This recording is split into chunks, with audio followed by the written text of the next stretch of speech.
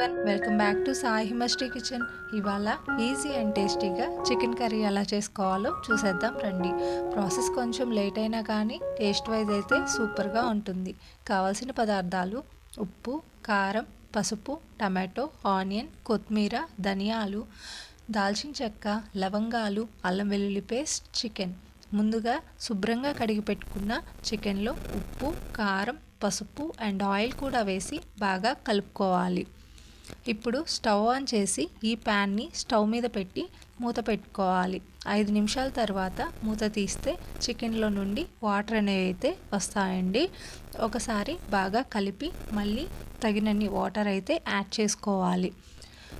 మళ్ళీ మరొకసారి కలిపి మూత పెట్టుకొని మరొక 15 నిమిషాల పాటు అయితే చికెన్ని ఉడికించుకోవాలి.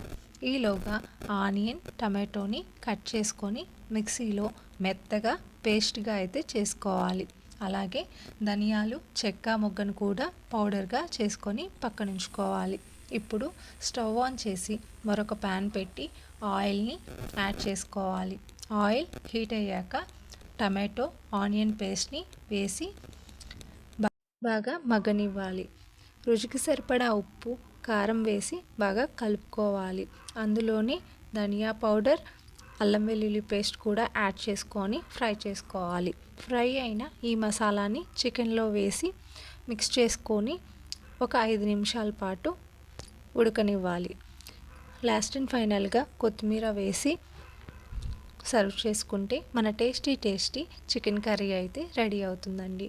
నా వీడియో కనుక మీకు నచ్చినట్లయితే please like, share and subscribe my channel.